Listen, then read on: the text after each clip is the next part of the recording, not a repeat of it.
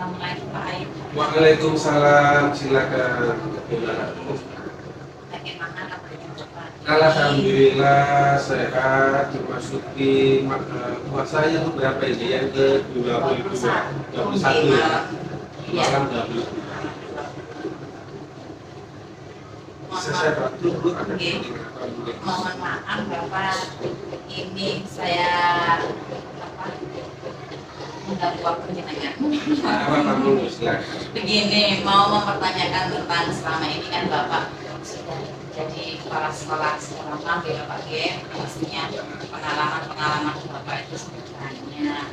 Saya ini Bapak mau menanyakan tentang selama ini Bapak bagaimana cara mengidentifikasi kasus-kasus yang itu di mana merupakan pidana kita ataupun misalkan itu suatu rujukan, bagaimana cara mengidentifikasi?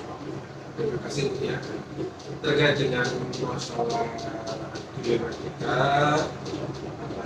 yang satunya tadi terkait dengan apa itu rujukan moral itu dalam suatu lembaga itu memang sering terjadi dan pasti terjadi ya, apabila nanti Krisna menghadapi teman atau sebagai pimpinan di suatu lembaga pasti akan menemui hal yang sama yang Krisna tanyakan. Nah, bagaimana cara mengidentifikasinya?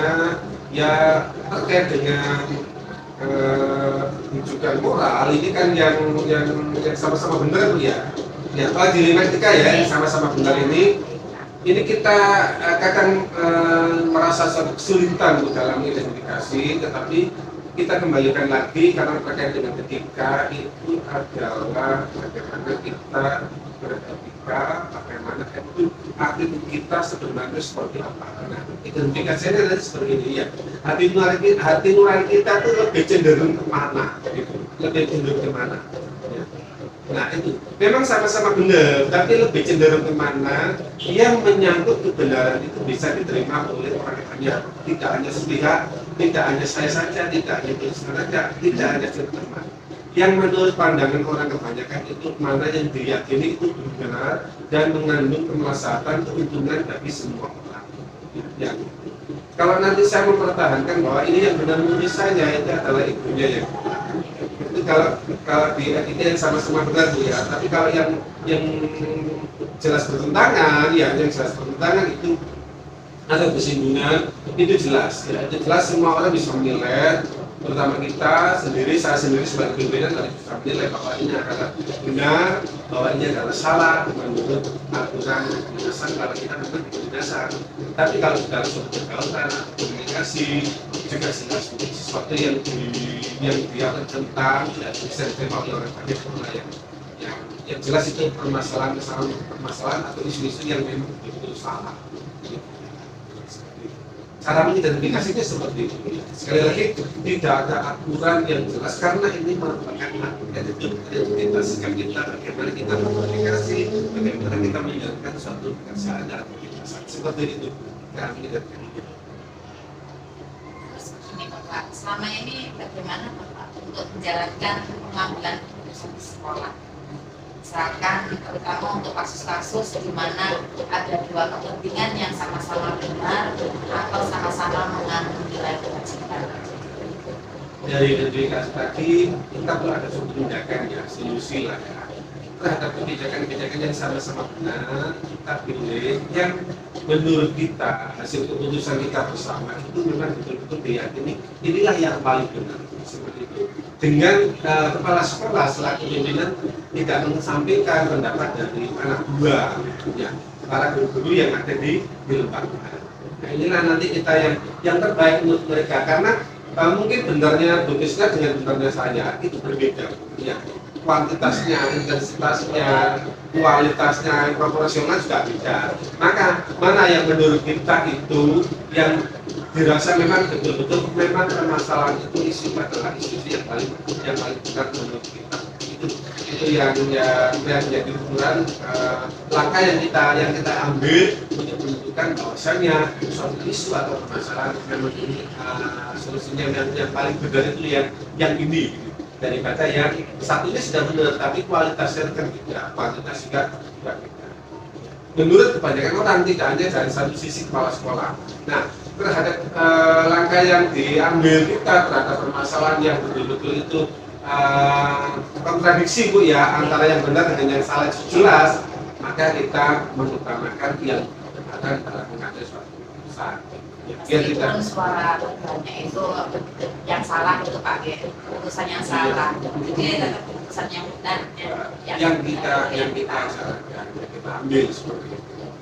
Nanti sekali lagi bahwa semuanya mengidentifikasi suatu masalah, cari solusinya adalah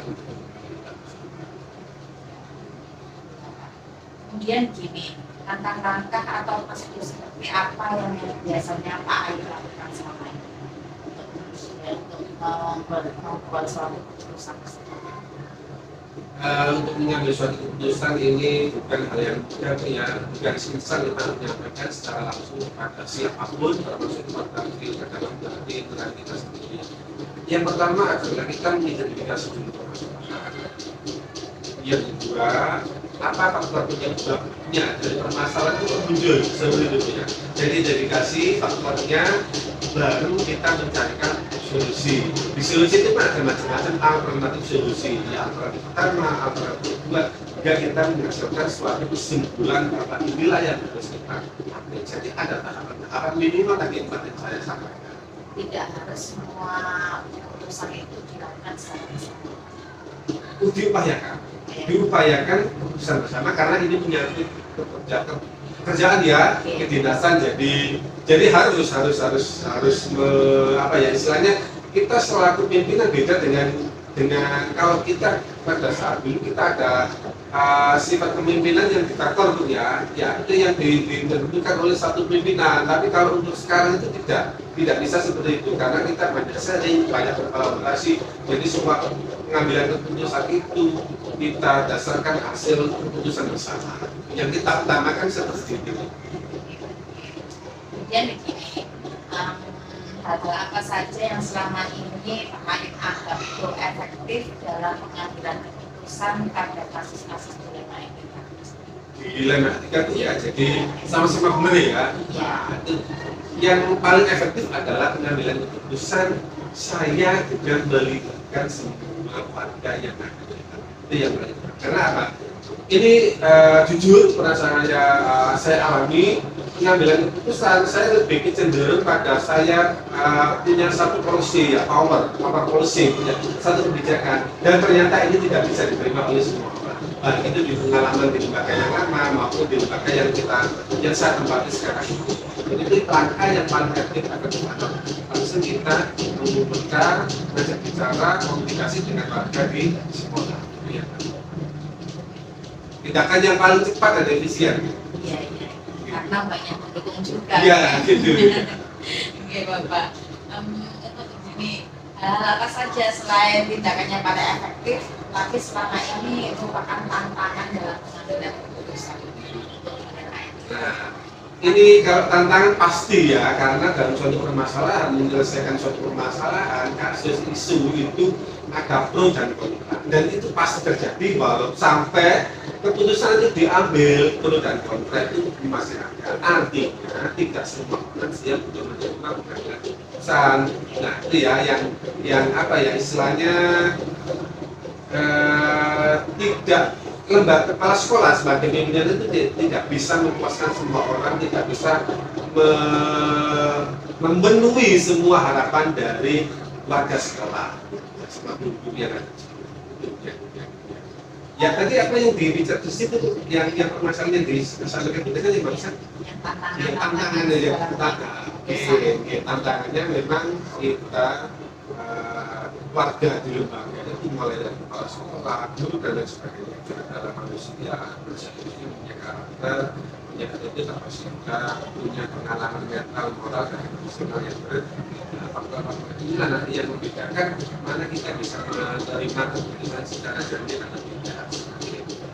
Sekali lagi, kalau seorang pimpinan atau siapapun guru yang mengedepankan ego di dalam pengambilan keputusan nanti dengan pasti.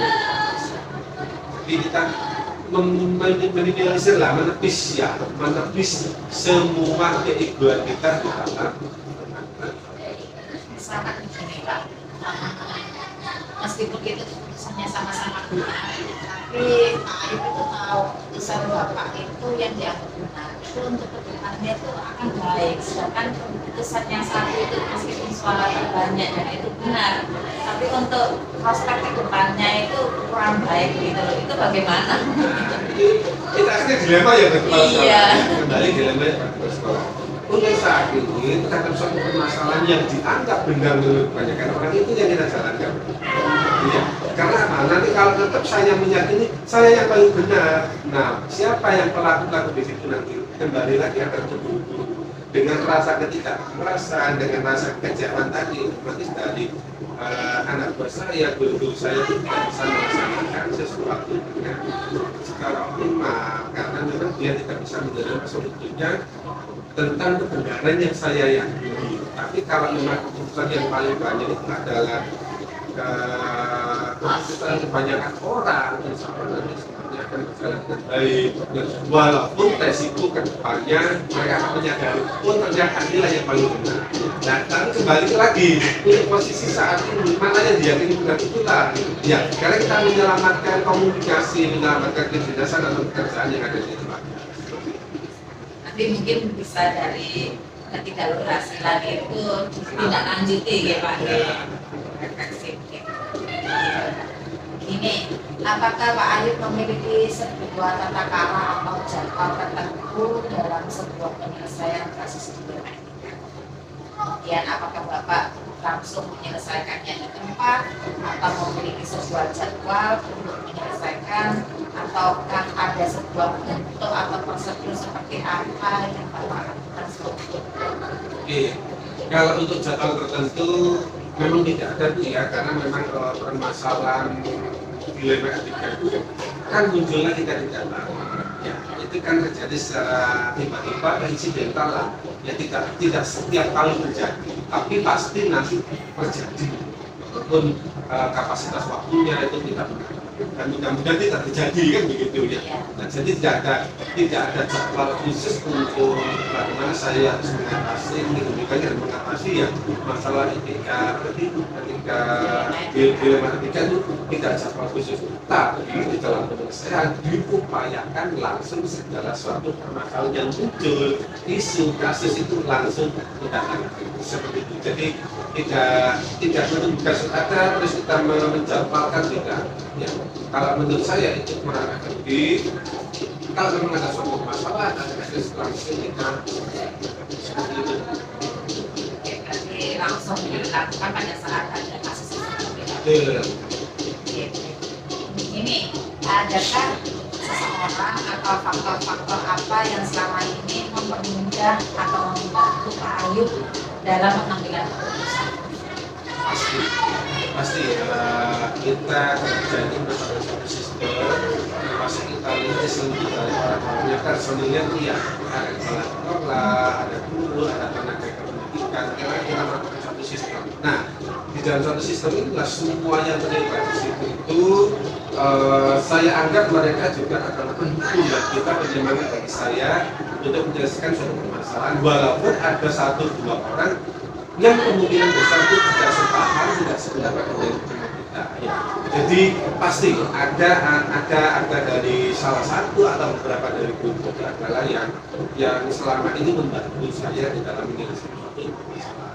Minimal mereka akan mencoba sharing bagaimana kita mencari solusi dalam suatu masalah yang seperti ini. Pasti ada. Bapak, mohon maaf nih untuk yang terakhir Iya. Bapak. Ya.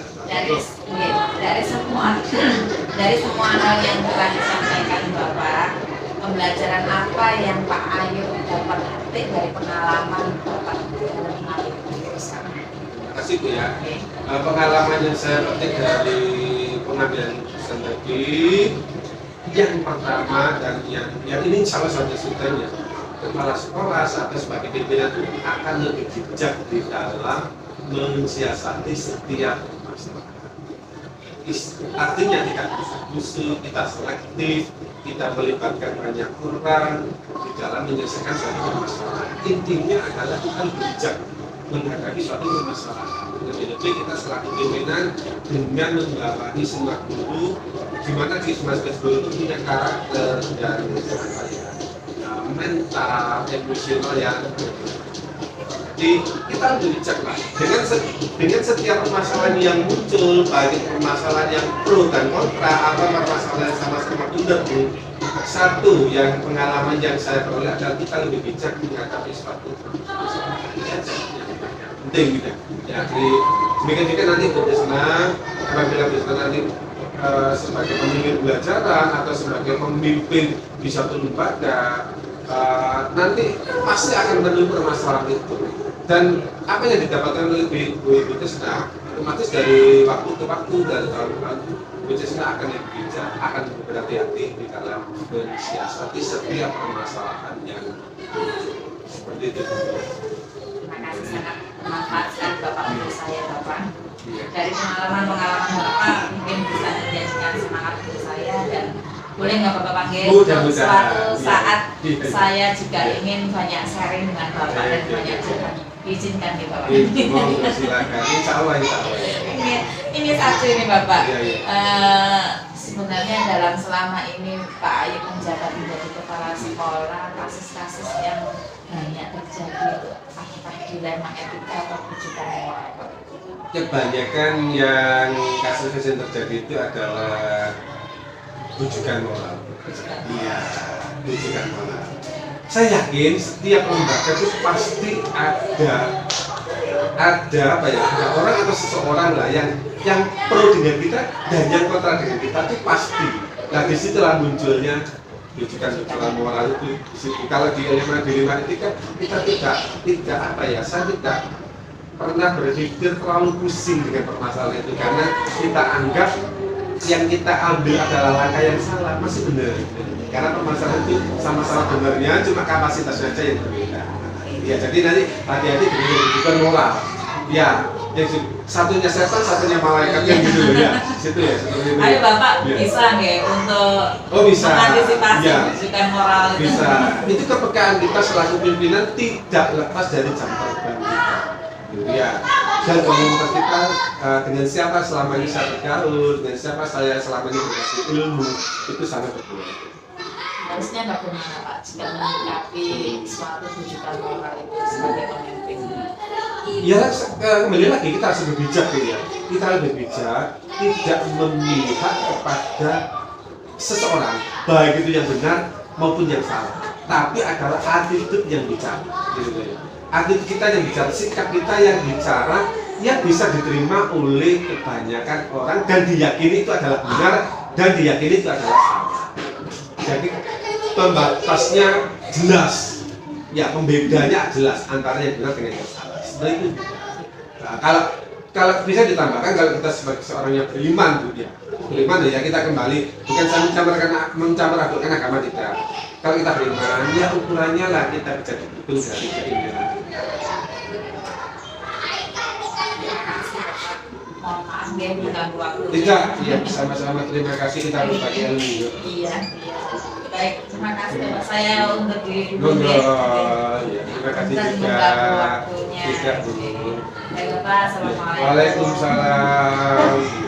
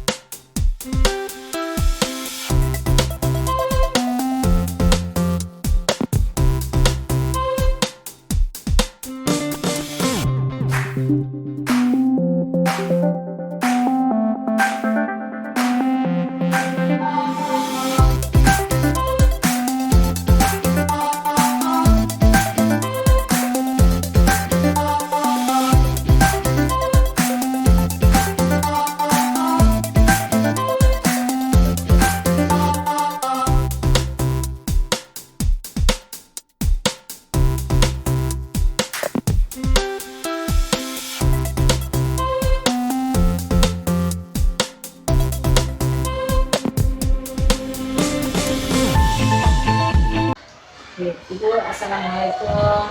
Waalaikumsalam warahmatullahi wabarakatuh. Apa kabarnya Bu Isma? Alhamdulillah sehat. Bagaimana Bu Eni juga kabarnya hari ini? Alhamdulillah paling sehat meskipun bulan suci Ramadan Gitu ya Bu ya. Mohon maaf Bu ya mengganggu waktunya. Oh betul. Ini apa ya, setidaknya juga jadi pengalaman berharga misalnya. Saya baca dari sini ada hal-hal yang baru. Gitu nggih. Saya ini juga sama Ibu. Saya juga sedang belajar juga dari pengalaman-pengalamannya jenengan. Mungkin untuk kedepannya saya itu harus lebih siap karena ini modulnya memang tentang kepemimpinan. Oke Ibu, gini Bu, selama ini bagaimana Ibu dapat mengidentifikasi kasus-kasus yang merupakan dilema etika ataupun misalkan itu merupakan rujukan moral? Kalau selama ini saya biasanya saya identifikasi dulu kasusnya, seperti apa kasusnya yang perlu kita ambil langkah untuk penyelesaian permasalahannya. Saya lihat kasusnya dulu, jadi tidak langsung serta-merta harus pilih A atau pilih B, tapi saya identifikasi dulu masalahnya, terus keputusan yang tepat harus bisa cepat. Jadi saya identifikasi dulu, tidak langsung harus begini harus begitu. Jadi itu yang saya lakukan. Yang seperti yang jenengan sebutkan tadi, seperti adanya apa itu dilema etika itu berbeda yang benar dengan keputusan yang benar. Nah itu juga saya lihat seperti permasalahannya. Kan banyak ya kasus-kasus baik itu terjadi di anak maupun jadi ya saya kasih dulu penyelesaian apakah perlu kebijakan, apakah perlu mengikuti aturan, itu saya Mungkin bisa diberikan contoh Bu, salah satu permasalahan yang merupakan dilema etika mungkin atau rujukan moral gitu ya menurut Ibu selama ini menjadi pimpinan. Sebentar, karena terlalu bagus masalahnya. Nah, sekolah memang tempatnya seperti itu Bu ya. Ini banyak hal. Misalnya begini, di satu sisi itu ibu saya, di satu sisi dia adalah individu yang menjadi orang luar. Nah, ketika ada permasalahan terkait orang luar, nah itu di bawahnya lembaga. Nah, itu saya harus menjelaskan kepada yang bersangkutan duduk permasalahan sebelumnya. Jadi misalnya saya contoh ini, sekarang saya ibu saya mengalami permasalahan dengan orang luar itu lapor saya, akhirnya saya karena ini dulu masalah di luar, maka saya akan penyelesaiannya ini memang betul itu belum saya hanya mampu mengingatkan saja tanpa memberikan solusi dan sebagainya, karena itu kejadiannya di luar jadi harus tidak dilihat dulu dengan itu masalah itu dari mana berawalnya. Dan kalau misalnya dari keluarga, saya seperti itu harus menyelesaikan karena itu berawalnya dari luar ya, bisa diselesaikan. Jadi Ibu di sini juga sebagai pimpinan posisinya juga harus tegas ya antara masalah-masalah yang seperti itu.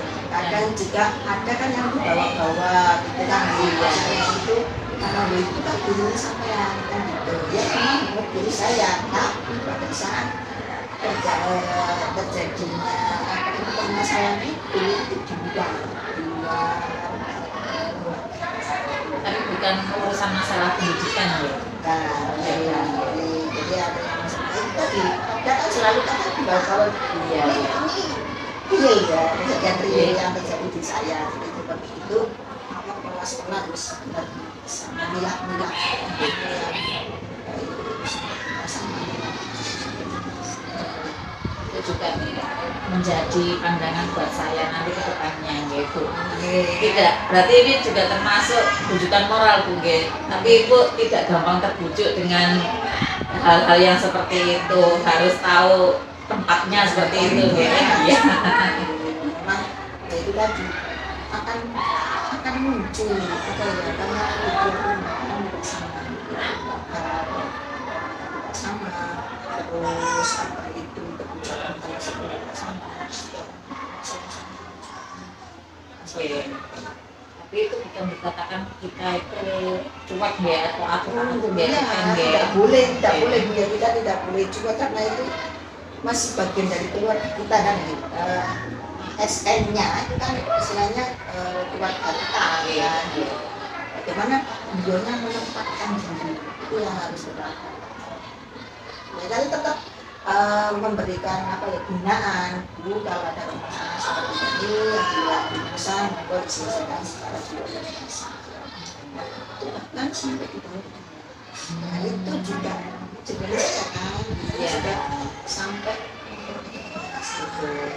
akhirnya saya dengan tolong apa ya setiap sering kali bahkan saya ya kan ada masalah tolong jangan langsung ke dinas, mari kita selesaikan bersama di sini.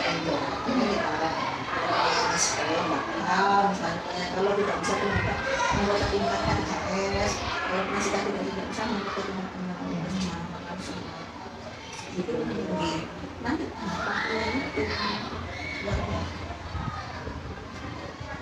itu tanpa seizin jenengan atau pengetahuan jenengan langsung berangkat ke karena orang luarnya tadi karena merasa tidak menemukan penyelesaian karena saya tadi itu tadi karena saya menolak karena itu kan urusan di luar langsung naik padahal dari awal sudah pernah saya mohon tidak selesaikan secara keluarga ini sudah saya tuju seperti itu tapi ya kurang tahu nih mungkin karena saking apanya gitu naik ini untungnya sampai saya bisa pas tapi sudah ada telepon tapi terima kasih itu pengalaman baru juga buat saya. Oke.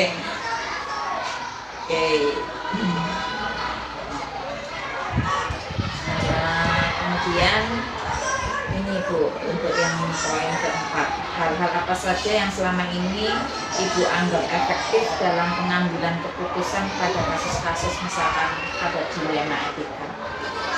Kalau hal-hal yang paling efektif terutama ya, kalau urusan kedinasan yang sifatnya kedinasan berarti kan dasarnya undang-undang atau peraturan-peraturan yang mendasari di kedinasan itu lantas saya. Sedangkan kalau untuk etika sosial dan sebagainya tentu saja adalah dasar-dasar itu norma-norma sosial dan itu jadi dasarnya.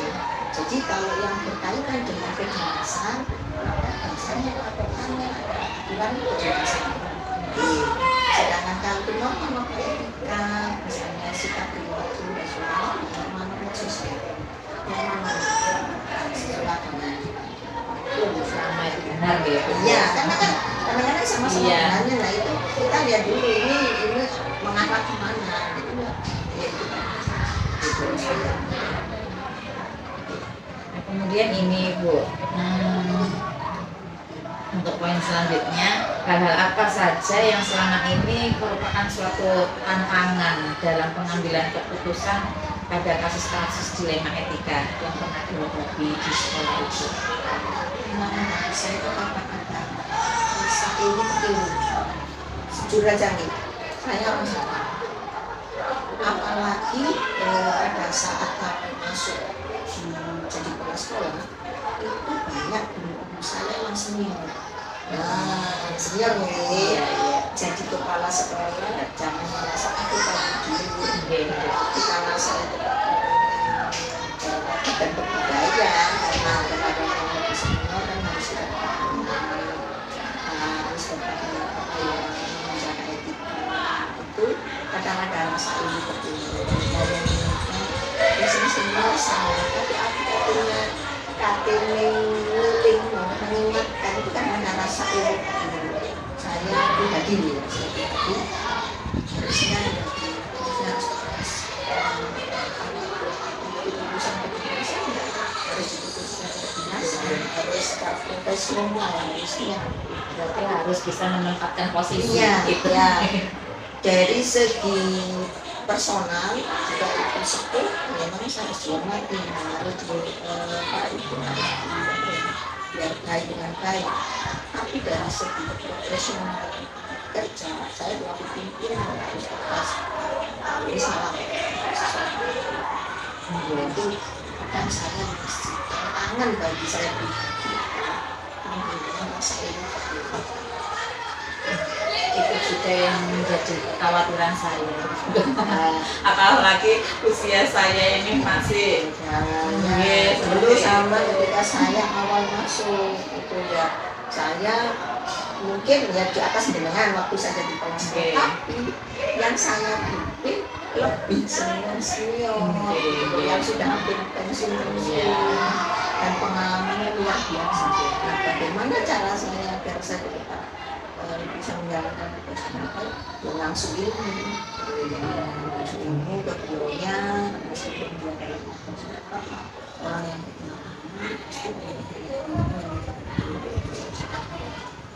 juara udah semakin saya harus kan di sini ada kepala sekolah regulasi dengan Pak Bensel ya syukur beliau kepala sekolah sekarang ganti saya yang dari sekolah maka saya awal nggak sampai berpikir ke situ ya harus mengatakan Pak sama Pak Sugeng pensiun saya hadinya itu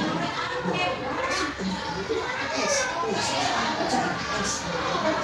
gimana memang benar-benar iya tapi saya dari awal saya selalu siapapun itu yang lebih tua dari saya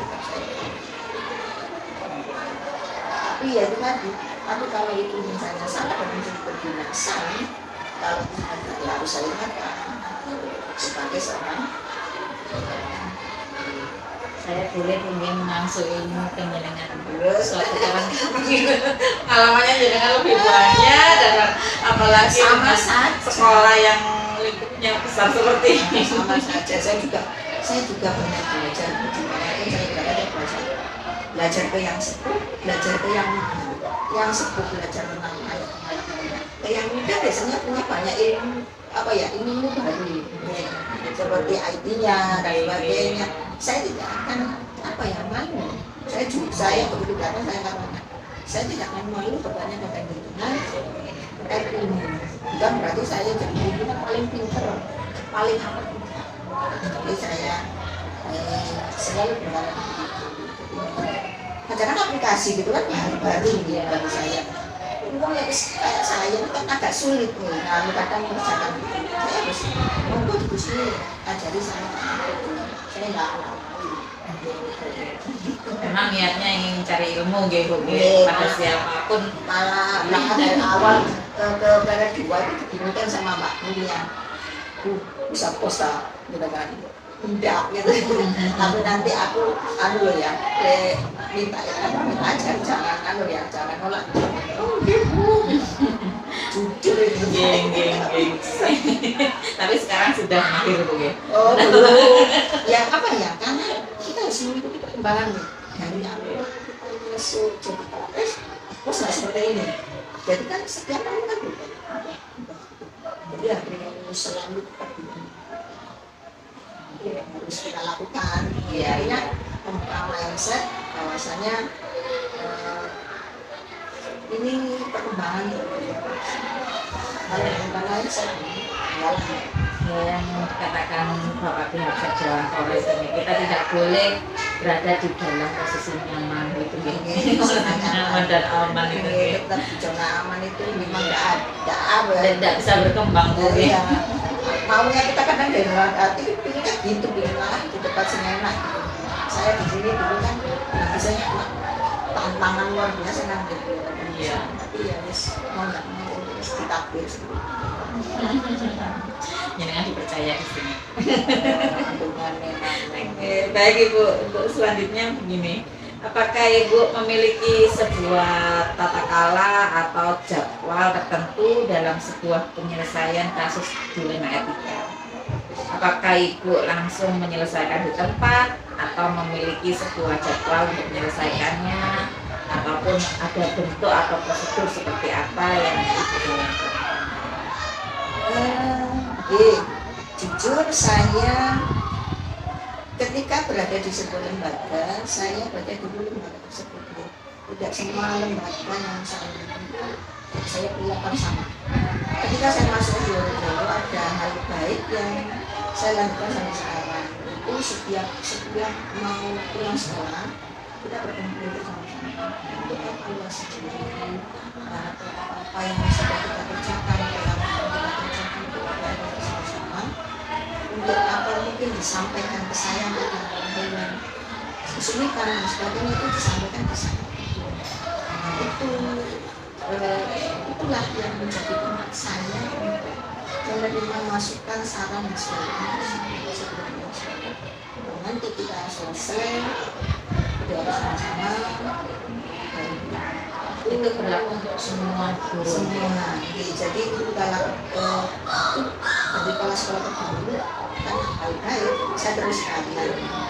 Cara saya disitulah saya biasanya menyampaikan banyak pertanyaan ini lagi dengan permasalahan dari guru, penawari murid, tentang siswa atau mungkin dari pribadi itu saya sebagai macam itu.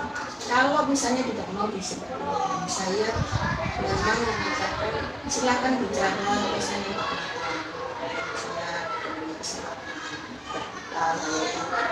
murid juga iya, anak-anak murid punya itu. Jadi kalau punya jadi perkalanya tiap sepulang pulang sekolah itu yang tiap hari, yang bulanan setiap bulan 11 kali saya kan akan makan rutin. Itu di situ saya juga ada jadwal lain-lain itu dari situ juga untuk menyampaikan program atau apa. Dan saya juga melakukan pembinaan komunikasi. Misalnya hal apa yang dirasa saya sering mencolok di sini, disiplin, kurang apa itu saya sampaikan. Setidaknya istilahnya apa ya, ngecas gitu ya. Kalau sama-sama dewasa sebenarnya sudah pada nanti, tapi kalau Perlu diingatkan kembali begitu bukan permintaannya menunggu, tapi juga selain itu saya juga memberikan contoh-contoh yang bisa pribadi, mencontohkan apa yang harus dilakukan oleh saya. Tidak hanya saya mendukung, tidak hanya saya memerintah, karena seorang pimpinan beserta ibunya, guru-guru yang lain harus memberikan contoh yang baik supaya bisa ditiru begitu gitu. misalkan Ibu, ini adakah seseorang atau misalkan faktor-faktor apa yang selama ini mempermudah atau membantu Ibu dalam pengambilan keputusan dalam kasus-kasus dilema etika? maksudnya Ya mungkin ada seseorang yang membantu Ibu atau ada faktor-faktor lain yang bisa membantu Ibu dalam menyelesaikan kasus dilema etika di sekolah. dalam penyelesaian permasalahan biasanya kita bicarakan bersama.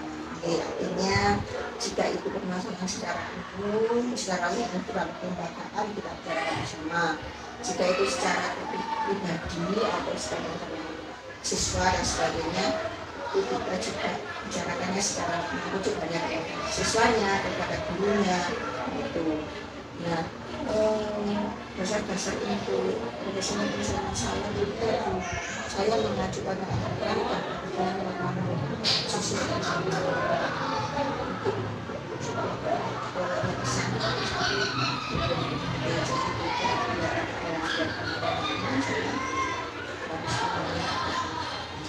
Berarti diselesaikan secara bersama di lingkup wilayah. di lembaga kalau itu sifatnya kelembagaan yang sifatnya acara umum. Kalau yang sifatnya kadang-kadang yang pribadi ya secara pribadi. Tapi kadang muncul juga yang apa ya, saya nggak bisa menyelesaikan permasalahan, maka saya akan naikkan ke tingkat selanjutnya ya kakak. Saya bisa konsultasi dengan Pak Ayu,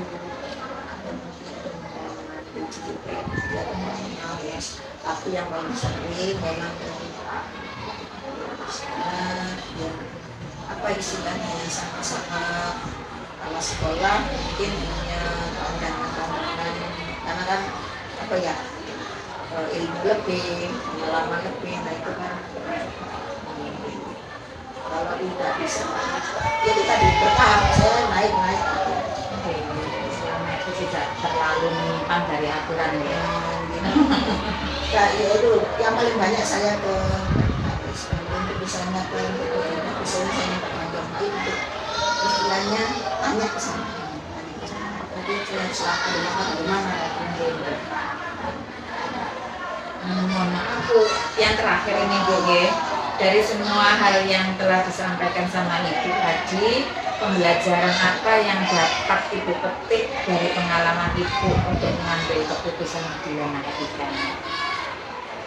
Jadi saya harus bisa setiap ada permasalahan saya harus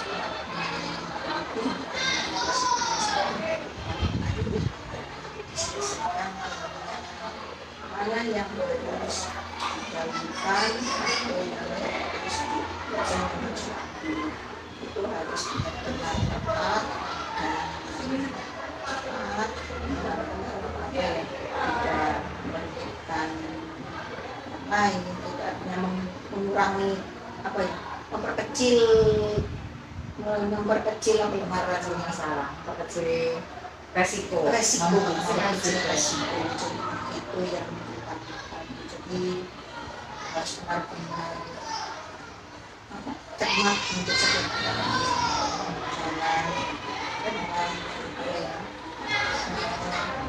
mendahulukan perasaan karena kan namanya manusia ya.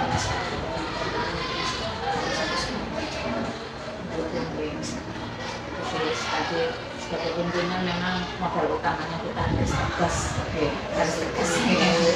Saya udah terbujuk mantan saya sebenarnya apa ya, saya merasa kurang kalau dalam hal itu artinya kurang betul kayak Pak Ipan luar biasa itu ya apa perasaannya karena itu bisa kurang sedikit saya katakan namanya seorang perempuan kan masih bermalam baperan. Baik Ibu, terima kasih Ibu atas pengalaman-pengalaman yang disampaikan Ibu selama ini, sangat membantu saya untuk ke depan. Bismillah, semoga saya bisa menjadi sosok seperti itu. Saya sebenarnya tidak hanya saya jadi seperti ini tidak harus asing dari saya sebenarnya, tapi banyak belajar juga dari kepala sekolah di kepala sekolah yang saya ikuti sekolahnya atau kan kepala sekolah di sekitar saya. Jadi kalau itu saya apa ya sulit ini jadi dari itu membentuk saya yang asli saya begini gitu kan baiknya terusnya itu yang saya biasanya saya pesan kepada calon kepala sekolah jadi kepala sekolah bersama yang pernah dialami bersama para kepala sekolah Saya juga insya Allah siap seperti itu. Bismillah.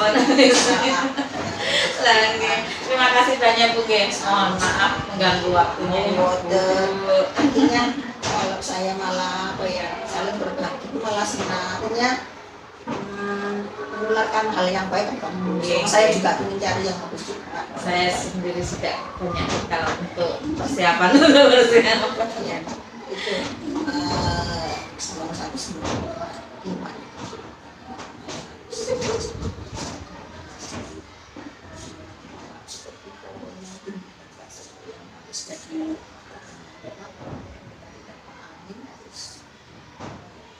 Pak. Yang ini kan anak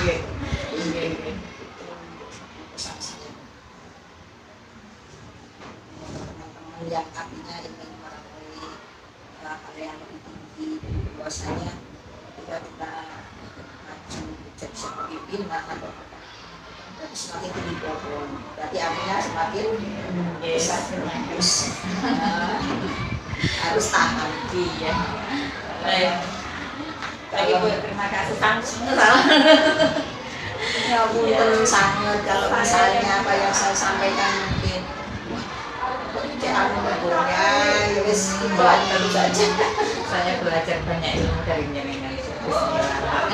Pimpinannya jenengan juga sudah banyak, nah itu monggo distraksi. Iya, nggih. Pasti itu Bu. Yang pertama saya kalau ada apa-apa curhatnya ke pimpinan saya. Itu. Jadi saya baca mana yang positif itu tak ibunya itu sendiri tak ibunya. Nggih. Bukan memanfaatkan Bu nggih, tapi bukan memanfaatkan tapi ATM itu dipakai kan amati. nggih. Itu yang berkonservasi. Siap Ibu. Terima kasih Bu nggih. Mohon maaf Sama-sama. mengganggu waktunya. Nggih. Assalamualaikum Ibu. Waalaikumsalam.